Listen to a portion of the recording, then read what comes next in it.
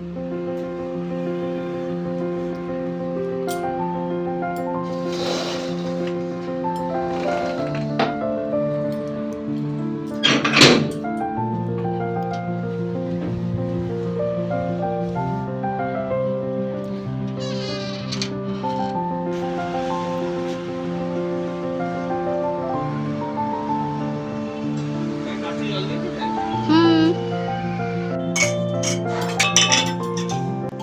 Morning বন্ধুরা, welcome back to my Bangla blog channel. I hope তোমরা কিন্তু ভালো আছো। আমিও ভীষণ ভীষণ ভীষণ ভালো আছি। তো সাথী লাইফস্টাইলে আরও একটি নতুন ভিডিওর সঙ্গে তোমাদের সকলকে স্বাগত। তো এখন বেজে গেছে সকাল 9টা, আর আমার সমস্ত এখানে রান্নাবাড়ি সব কমপ্লিট হয়ে গেছে। বরমশাই যাবে অফিসে, তার জন্য এখানে তোড়জোড়। চা করা হয়ে গেল, চা করা হয়ে গেছে, আর আমার এদিকে টিফিনও বানানো হয়ে গেছে। তো চলো টিফিনটা তোমাদের সঙ্গে একটু শেয়ার করি।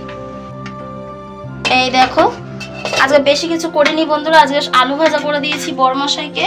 আলু ভাজা ডিম দিয়ে একটু আলু ভাজা করে দিয়েছি, আর রুটি বানিয়ে দিয়েছি। উপরে ধনেপাতা ছড়িয়ে দিয়েছিলাম। আমার বরমশাইটা যখন রান্না করছিলাম তখনই বলছে, কি রান্না করছো গো, এত সুন্দর গন্ধ। বাবা ওখান থেকে গন্ধ পেয়ে গেছে, তখন ও ঘুমিয়েছিল।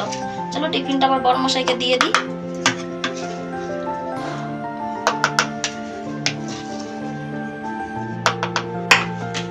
রুটি এখানে করা হয়ে গেছে। আমি একটু একটা বেশি করেছি, কারণ আমি একটু খাবো চা দিয়ে। প্রচন্ড খিদে পাচ্ছে, ওই জন্য। চলো বরমশাইয়ের টিফিন ডান। ইয়েস, চলো দেখা হচ্ছে পরে। এই যে এখন বাবু মশাই চলে গেলেন অফিসে। টাটা করে দাও এদিকে। Good evening everyone. So guys, এখন বিকেলবেলা হয়ে গেছে। আমি তোমাদের সামনে একেবারে বিকেলবেলাতে এলাম। তো দেখো আমি কত জামা কাপড় কেচেছি আজকে। এগুলো আমাদের এত এত জামা কাপড় আমার কাচতে হয়েছে আজকে। তো রোজই কাচতে হয়। আর দেখো বিকেলবেলাটা এখনও রোদ কটা বাজছে জানো তো? এখন বাজছে 5:14। তো এরপর 5:30 পৌনে 6টার সময় একটু যাবো বাজারে। তো যখন বাজার যাবো তখন তোমাদের সঙ্গে আবার দেখা। তো বন্ধুরা আমি বেরিয়ে পড়ছি এখন বাজারের জন্য। এই যে বাজারের ব্যাগটা নিয়ে নিয়েছি, ছোট সাদা কালারের, আর তালাও দিয়ে দিলাম। আমি একাই যাচ্ছি যেহেতু, ঘর পর তালা দিয়ে যাচ্ছি। আর আমার কিছুই কাজ হয়নি। আমি কি জানি, ঘরে বসে বসে ভিডিও দেখতে দেখতে বাইরে এসে দেখছি সন্ধ্যাটা হয়ে গেছে, আর আমাদের এখানে লাইটও জ্বেলে দিয়েছে। বাজার যাব, বাজার থেকে দেখি আজকে ভেবেছি একটু মাছ আনবো। তো যাই মাছটা নিয়ে আসি, আর এসে তারপর গাছে জল দেবো প্লাস সন্ধ্যা দেবো। তো চলো তাড়াতাড়ি করে আগে বাজারটা নিয়ে আসি। মাছ নিতে এসে আমি দেখছি দোকানটা তো আমি পিছনেই ফেলে এসেছি। হঠাৎ করে চারিপাশে তাকিয়ে দেখছি মা, কোথাও একটা মাছের দোকান পাচ্ছি না। তারপরে অনেকটা গিয়ে কিন্তু ফাইনালি একটা মাছের দোকান পেয়েছি, আর ওটা কিন্তু বন্ধ ছিল।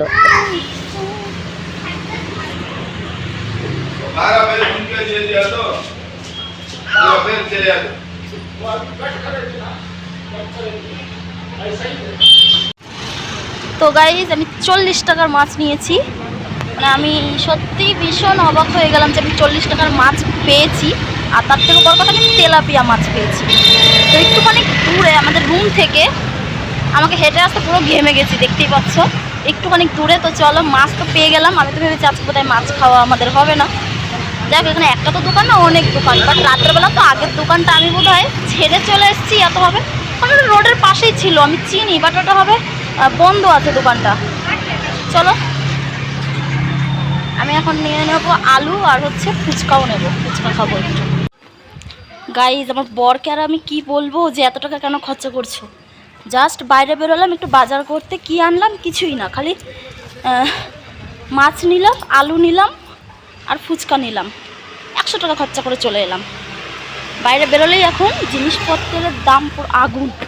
যাই হোক, অনেক রাত হয়ে গেছে জানো তো। আমি ভেবেছি সকাল সকাল রান্না করবো, বেরোতে দেরি হয়ে গেল বলে এখন আমার রান্না করতে একটু দেরি হয়ে যাবে। চলো তাদের ফটাফট রুমে যাই, আর রান্নাটা বসাবো একটু পরে। ওই সিঁড়ি দিয়ে উঠানামা করলেই তো 2-3 বার আমি শেষ হয়ে যাব পুরো। এত উঁচু সিঁড়ি না, কি বলবো।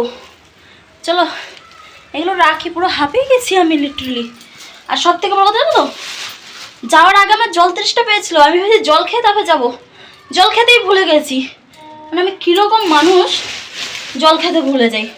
মাছটা তাড়াতাড়ি বার করি, মাছটা ধুয়ে নিই। এই যে মাছ এনেছি, 40 টাকার মাছ। আগে দেখতাম আমার মাও 40 টাকা 30 টাকা এরকম মাছ কিনতো, পুরো ফ্যামিলির হয়ে যেত। এখানে একটা মাছ নিয়েছি 40 টাকা হয়েছে, ছোটো দেখে একটা মাছ নিয়েছি, সেটা পিস পিস করে কেটে নিয়ে এসেছি। এবার দেখবো কতটা কি হয়েছে, মানে কতগুলো পিস হয়েছে, কারণ ওই দোকানটা অনেকটা দূরে না, উনি ছিল অনেকটা দূরে আর আমি অনেকটা পিছনে ছিলাম, দেখতে পাচ্ছিলাম না যে কতটা কি কাটছে। তো ইয়েস, চলো টাটা, এখন জল খেয়ে নিই আগে আমি।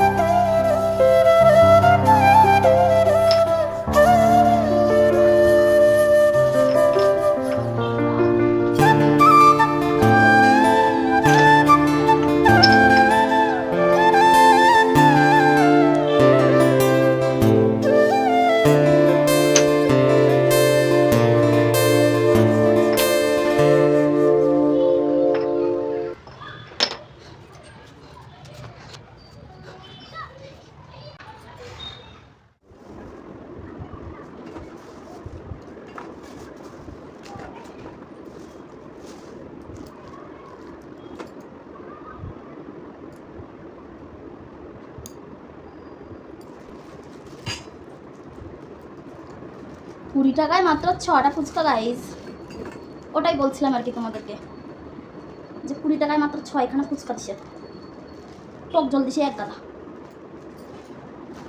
একাই খেতে হচ্ছে কারণ বড় মশাই তো অফিসে, মিস করছি বড় মশাইকে আমি। সমস্ত খাটাখাটনির পরে এবার আমি একটুখানি খাবো ফুচকা, তারপর আবার রান্না আছে, রান্না করব। তোমাদের এটাই নাও।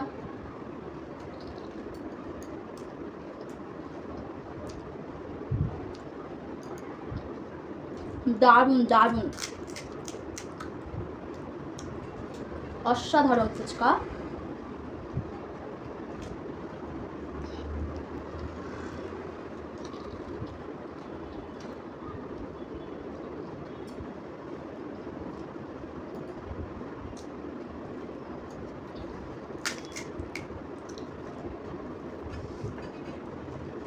অসাধারণ যাকে বলে।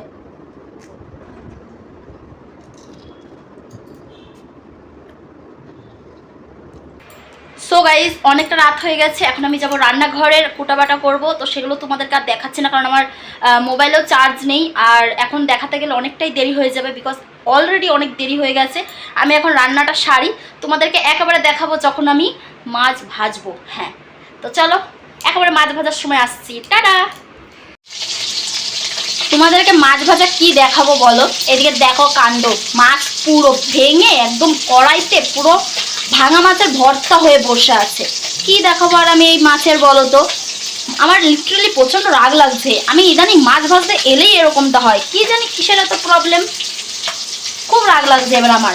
এত স্বাদ করে অত করে আমি মাছ নিয়ে এলাম, এসে যদি এরকম মাছটা যদি ভেঙে যায়, আর পুরোই দেখো ভেঙে গেছে। এখানে 2 পিস আমি রেখেছি, এটা হচ্ছে ভাজা খাবো, আর বাকিগুলো সব ভেঙে চুরমার হয়ে গেছে। তরকারি রান্না করবো বলে মাছটা ভাজলাম, এদিকে কুটনা কুটে নিয়েছি, সব কিছু কোটাবাটা হয়ে গেছে। এখন শুধু রান্নাটা করবো। তাহলে এখন মাছ ভাজা মাছ পুরো পুড়ে একদম পুরো বলছি তুমি সরি, পুরো ভেঙে চুরমার হয়ে গেছে। এই মাছ এবার তরকারিতে দিলে আর মাছ খুঁজেই পাওয়া যাবে না। কিন্তু কি করব, কি আর করা যাবে, এই মাছই দিতে হবে, এখন কিছু করার নেই।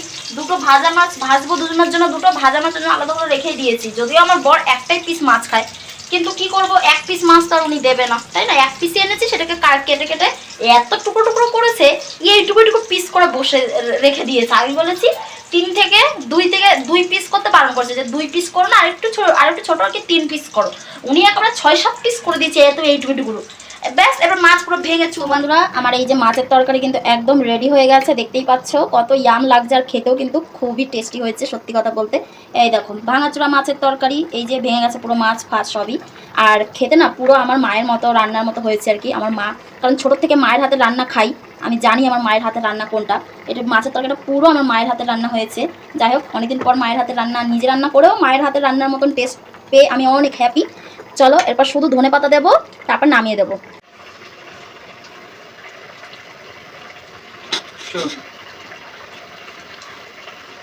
দাও।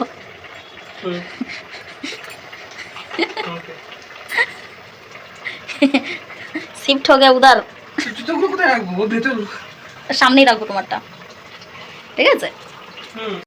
দেখো ভাবলাম একটু বরমশার জন্য চাটনি করি, বরমশাই চাটনি মাটনি একটু ভালোবাসো খেতে, তাই টমেটো আগের দিন অনেকটা এনেছে, এবার রেখে দিলে আবার নষ্ট হয়ে যাবে, ওই জন্য ভাবলাম আজকে একটু চাটনি করা যাক। তো একটুখানি তাই টমেটোর চাটনি করছি। 3টে টমেটো দেখলাম অনেকটা একটু গলা গলা টাইপের হয়ে গেছিলো, ওই 3টে টমেটো দিয়েই এখন আমি এই যে চাটনিটা বসিয়ে দিয়েছি।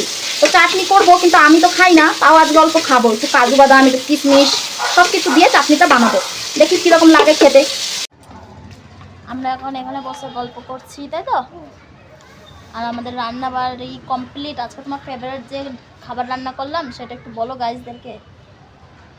চাটনি চাটনি চাটনি চাটনি করলাম, তাই তো? তার মধ্যে কাজু বাদাম দিয়েছি, কিশমিশ দিয়েছি। দেখো গাইজ, এখন এই যে ডাস্টবিনের এটা ফেলানো হচ্ছে, তাই তো? বাবু অনেক পচা গন্ধ, এতদিন ওই নিচে পড়েছিল বলে গন্ধটা পাইনি। খুবই বাজে গন্ধ, ছি। তো চলো গাইজ, ওদিকে ডাস্টবিন যে বেঁধে নিচ্ছে, কালকে সকাল 7:30টার সময় ডাস্টবিনালা আসবে, তখন ফেলবে। তো আজকের ব্লগটা ভালো লাগলে অবশ্যই লাইক কমেন্ট সাবস্ক্রাইব করে দিও। তো চলো আজকের মতো টাটা, ব্লগটা এখানেই এন্ড করছি। তোমাদের সঙ্গে দেখা হচ্ছে নেক্সট ব্লগে।